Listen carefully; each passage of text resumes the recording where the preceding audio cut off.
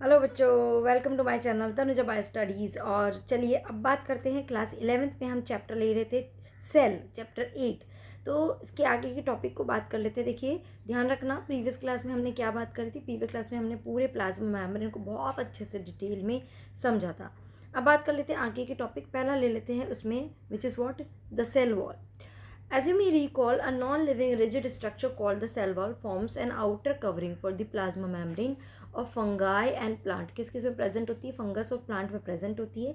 सबसे outer most covering होती है।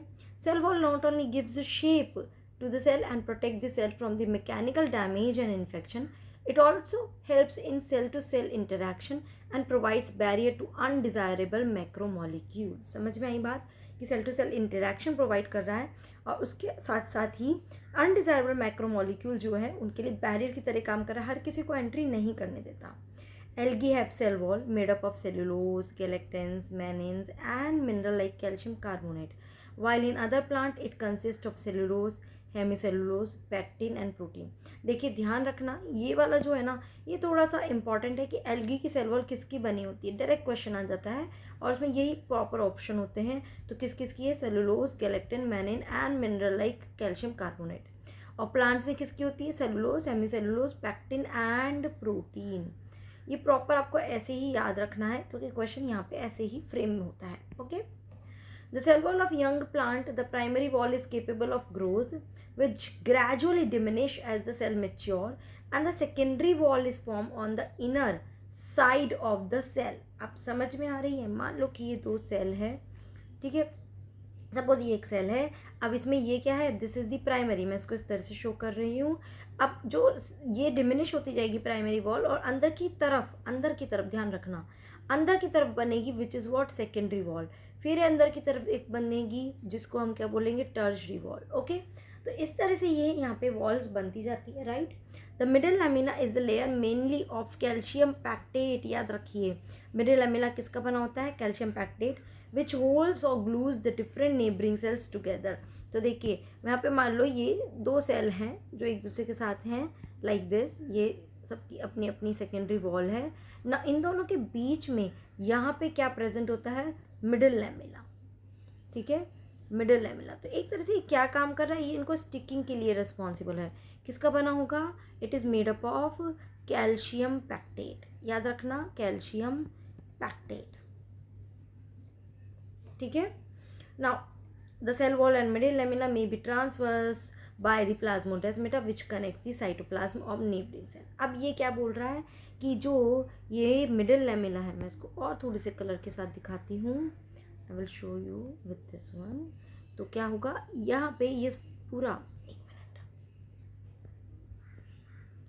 यहाँ पे ये पूरा क्या हो जाएगा? ये ट्रांसवर्स होगा, मतलब कि यहाँ पे कुछ नहीं रहेगा। And this is known as plasmodesmata. तो क्या होगा? एक सेल का साइटोप्लाज्म दूसरे सेल के साइटोप्लाज्म के साथ क्या होगी? इसकी कंटिन्यूटी रहेगी। क्या होगी? कंटिन्यूटी रहेगी। Got it? समझ में आया? ठीक है, चलिए आगे लेते हैं। अब आ जाते हैं एंडोमेम्ब्रेन सिस्टम पे। While each of membranous organelle is distinct in terms of its structure and function, many of these are considered together as the endomembrane system because their function are coordinated। मतलब कि एक काम कर रहा है, उसके result से दूसरा काम कर रहा है, फिर तीसरा काम कर रहा है। जब कुछ ऑर्गेनल कोऑर्डिनेशन में काम कर रहे हैं तो उसको हम बोलते हैं endomembrane system. The endomembrane system include endoplasmic reticulum, Golgi complex, lysosomes and vacuole. याद रखना, क्वेश्चन फ्रेम होता है। एंडोमेम्ब्रेन सिस्टम में कौन कौन से ऑर्गेनल्स आते हैं वो अब ध्यान रखना। ये सब ऑर्गेनल्स एंडोमेम्ब्रेन सिस्टम में आते हैं, ठीक है। Since the function of mitochondria, chloroplast and peroxisomes are not coordinated with the above components, these are not considered as part of endomembrane system, ठीक है ना। पहला ले लेते हैं endoplasmic reticulum. Electron microscopic studies of eukaryotic cell reveals the presence of a network or reticulum of tiny tubular structures scattered in the cytoplasm that is called the endoplasmic reticulum। तो आप यहाँ पे देख रहे हैं ये क्या है? This is nucleus, okay. और न्यूक्लियस की आउटर मेम्ब्रेन से ही क्या हो जाती है? ये एंडोप्लाज्मिक की कंटिन्यूटी हो जाती है, जैसे कि न्यूक्लियस है और इसी से ही क्या होगी? ये एंडोप्लाज्म कंटिन्यूस होता है। और ये कहाँ प्रेजेंट होता है? साइटोप्लाज्म में प्रेजेंट रहता है, okay. Hence, ER divide the intracellular space into two distinct compartments, luminal inside the ER and extraluminal cytoplasm compartment. मतलब क्या कि ये साइटोप्लाज्म है, तो ये वाला कंपार्टमेंट तो क्या हो गया, एक्स्ट्राल्यूमिनल, ओके। और ये साइटोप्लाज्म जो इस ER के अंदर चला गया, इसको हम क्या बोलेंगे, दैट इज ल्यूमिनल, ठीक है, इसको हम बोलेंगे luminal and that one extra luminal. ये याद रखना, यहाँ पे भी थोड़ा सा क्वेश्चन कई बार फ्रेम हो जाते हैं, राइट, तो ये ध्यान रखना, दिस वन क्वेश्चन आता है, ठीक है। Now the ER often shows ribosome attach to the outer surface. अगर ER के ऊपर ये राइबोसोम अटैच होंगे, जैसे कि यहाँ पे दिखा रखे हैं, तो ये क्या देंगे, इसको एक रफ अपीयरेंस दे देंगे। So endoplasmic reticulum bearing ribosomes on their surface is called rough endoplasmic reticulum. In the absence of ribosome, they appear smooth and are called smooth endoplasmic reticulum. RER is frequently observed in the cells actively divide involved in protein synthesis. तो आपको ध्यान रखना है, because हमें मालूम है कि ribosome का क्या फंक्शन है, प्रोटीन बनाना, तो एक तरह से RER का फंक्शन भी क्या हो गया, प्रोटीन सिंथेसिस करना, समझ रही हो, and secretions. They are extensive and continuous with the outer membrane of the nucleus. The smooth endoplasmic reticulum is the major site for synthesis of lipid. Very important question यहाँ पे frame होते हैं। इसका काम है लिपिड सिंथेसिस करना और इसका काम है प्रोटीन का सिंथेसिस करना, ठीक है। In animal cell lipid like steroid hormones are synthesize in SER। तो SER क्या है, स्मूथ एंडोप्लाज्मिक रेटिकुलम है, जहाँ पे राइबोसोम प्रेजेंट नहीं है। तो ये क्या करता है, ये लिपिड का सिंथेसिस करता है, और RER क्या करता है, प्रोटीन का सिंथेसिस करता है, ठीक है बेटा। आगे चलते हैं। Now Golgi apparatus. Camilo Golgi first observed densely stained reticular structure near, किसने दिया, पहले तो ये ध्यान रखना, Camilo Golgi, इसके नेम पर ही Golgi apparatus, इस reticular structure near the nucleus, ध्यान रखना ये हमेशा न्यूक्लियस के पास में मिलता है। These were later named Golgi body after him. They consist of many flat disc shaped sac और cisternae. Cisternae मतलब क्या, like this, ये आप देख रहे हैं ना, एक के ऊपर ये इस तरह से हैं। These are cisternae, okay, of 0.5 micrometer to 1 micrometer diameter. These are stacked parallel to each other. देखिए, अब देखिए सारे सिस्टरने एक दूसरे के पैरेलल अटैच हैं। These are stacked, okay. Varied number of cisternae are present in Golgi complex. The Golgi cisternae are concentrically arranged near the nucleus with distinct convex cis or the forming phase and concave trans or the maturing phase. अब ध्यान रखिए कि ये अगर nucleus है तो इसके पास में यहाँ पे क्या है,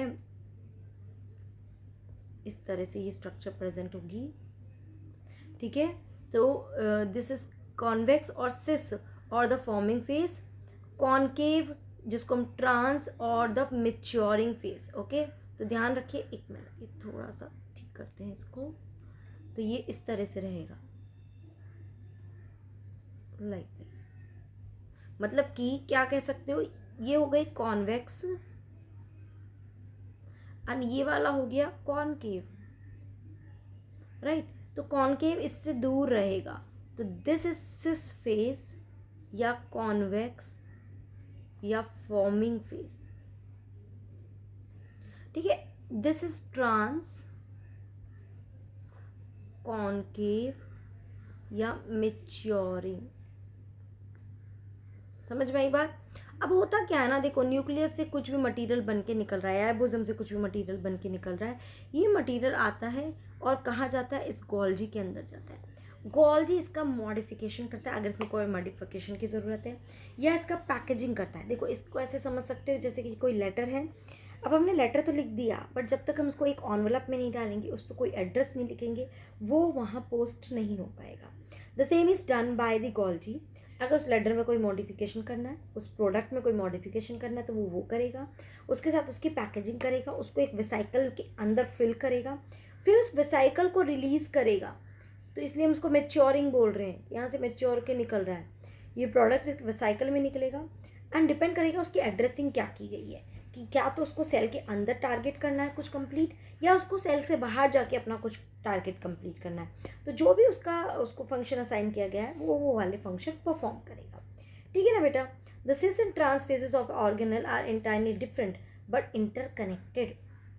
The Golgi apparatus principally perform the function of packaging the material, as I told you, to be delivered either to the intracellular target, या तो अंदर, और scattered outside the cell, या फिर सेल के बाहर.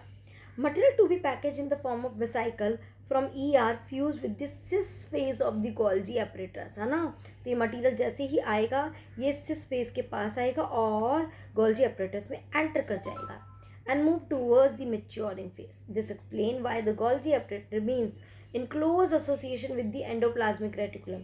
इसलिए आप ध्यान रखिए कि गोल्जी हमेशा ER के पास ही मिलता है. क्यों? क्योंकि ER के राइबोसोम से जो भी प्रोटीन बना वो हैंड टू हैंड गोल्जी के पास जाता है.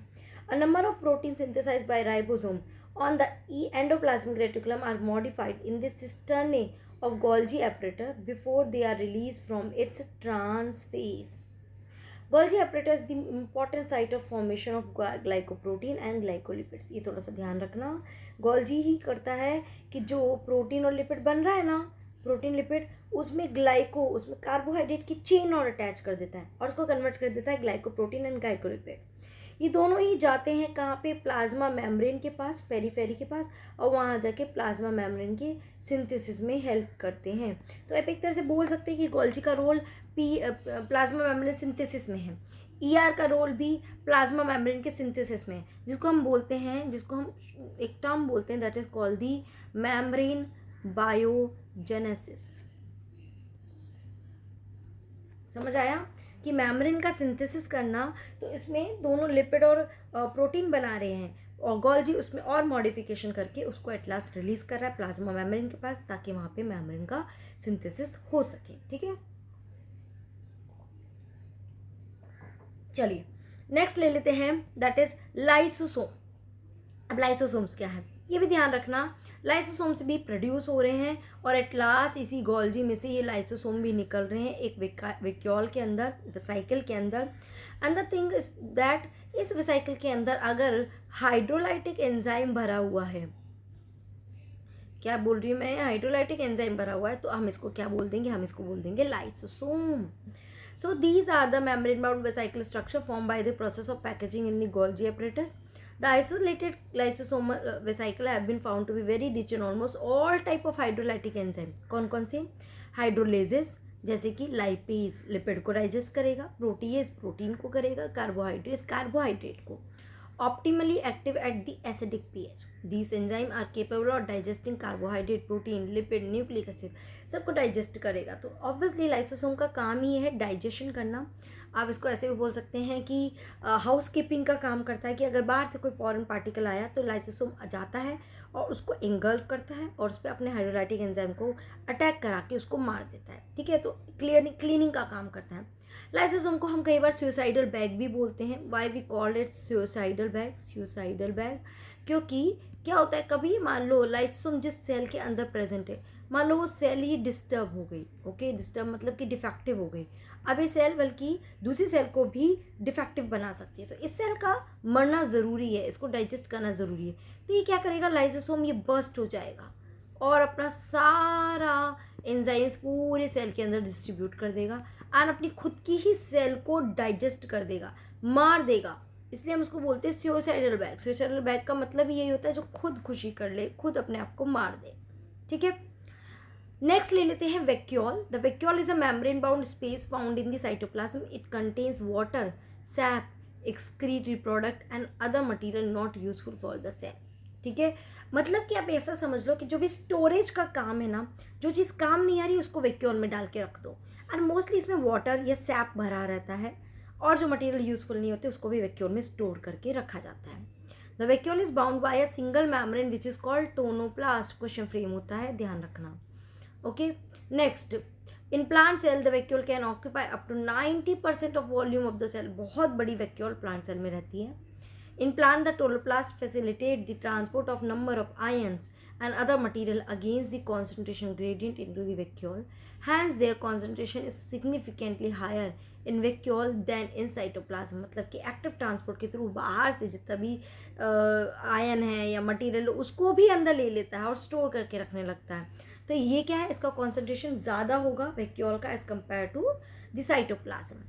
इन amoeba the contractile vacuole is important for osmoregulation. Question frame होता है कॉन्ट्रेक्टाइल वैक्यूल कहाँ यूज आती है, ऑस्मो रेगुलेशन में, ध्यान रखना क्वेश्चन फ्रेम होता है, ठीक है। Now excretion in many cell as in protist food vacuole are form by the engulfing the food particle. तो ध्यान रखना फूड पार्टिकल को एंगल्फ करके जो बनती है दैट इज फूड वैक्यूल, जिसमें फूड को डाइजेस्ट किया जाता है with the help of these hydrolytic sorry ये फूड वैक्यूल है, हाँ ये अलग हो गया, वो लाइसोसोम का फंक्शन हुआ, तो यहाँ पे ये इसको ले रहा है अंदर। ओके जब फिर बाद में इसका डाइजेशन क्या होगा कि यही फूड वैक्यूल किसके साथ फ्यूज़ हो जाएगी, लाइसोसोम के साथ फ्यूज़ होके, और फिर ऐसा वैक्यूल बनेगी जिसके अंदर हाइड्रोलाइटिक एंजाइम भी प्रेजेंट होगा जो इस फूड को डाइजेस्ट करेगा, ठीक है ना बेटा। आगे ले लेते हैं माइटोकॉन्ड्रिया के बारे में। Mitochondria unless specifically stain are not easily visible under the microscope, ठीक है, इजीली विजिबल नहीं है। The number of mitochondria per cell is variable depending on the physiological activity of the cell. अगर सेल बहुत actively divide कर रही है या एक्टिवली पार्टिसिपेट कर रही है किसी फंक्शन में, तो उसको बहुत एनर्जी की ज़रूरत होगी, तो उसमें माइटोकॉन्ड्रिया का नंबर भी ज़्यादा होगा। बेसिकली माइटोकॉन्ड्रिया हमें क्या प्रोवाइड करता है, इट प्रोवाइड एनर्जी, ठीक है ना बेटा। In terms of shape and size also, considerable degree of variability is observed. Typically, it is sausage shape or cylindrical, having a diameter of 0.2 to 1 micrometer. Okay, और length कितनी होती है 1 to 4 micrometer. Each mitochondria is a double membrane bound structure. ध्यान रखना structure with the outer membrane and inner membrane. अगर मैं इसका structure बनाऊँ तो ये हो गई इसकी outer membrane, बट इसकी जो inner membrane होती है ना उसमें further folding हो जाती है like this,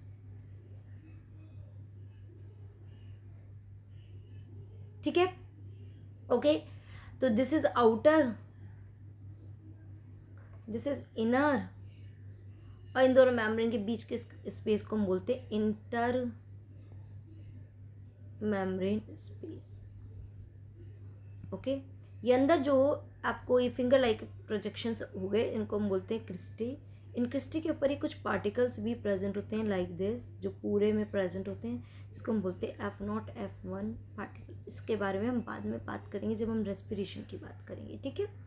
नाउ इसके अंदर जितना भी लिक्विड है उसको हम क्या बोलते हैं, this is called matrix, okay. And DNA material, this is DNA. इसके अलावा राइबोसोम्स, खुद का राइबोसोम, खुद का डीएनए इसके पास होता है, जबकि और किसी ऑर्गेनल के पास नहीं है, ठीक है ना। तो वही बात कर लेते हैं। Membrane bound structure with the outer membrane, inner membrane, dividing it's lumen distinctly into 2 aqueous compartment. Lumen को भी 2 कंपार्टमेंट में बांट दिया, that is the outer compartment and inner compartment. This one is outer and this one is inner. The inner compartment is filled with dense homogeneous substance called the matrix. Inner compartment में क्या है, matrix है। The outer membrane forms the continuous limiting boundary of the organelle. The inner membrane form a number of enfolding called the cristae, ठीक है ना बेटा। Now towards the matrix, the cristae increase the surface area। इसका role ही क्या है cristae का, ये क्या कर रही है, surface area को increase कर रही है। क्वेश्चन फ्रेम हो सकता है, ठीक है। The two membrane have their own specific enzyme associated with the mitochondrial function। खुद का DNA है, खुद का राइबोसोम है, खुद के ही अपने स्पेसिफिक एंजाइम्स हैं। So mitochondria are the site of aerobic respiration. Respiration यहीं पे होता है। इलेक्ट्रॉन ट्रांसपोर्ट सिस्टम जो होता है या इलेक्ट्रॉन ट्रांसपोर्ट जो चेन है वो माइटोकॉन्ड्रिया में ही होती है। They produce cellular energy in the form of ATP, hence they are called the powerhouse of the cell. The matrix also possess single circular DNA molecule, few RNA molecule and ribosome. कौन सा वाला, 70S जो prokaryote वाला, and components required for the synthesis of protein. The mitochondria divide by fission. ध्यान रखना question frame हो सकता है फिजन, और ये सब कुछ अपने आप कर रहा है, इसलिए हम इसको क्या बोलते हैं, we called it semi autonomous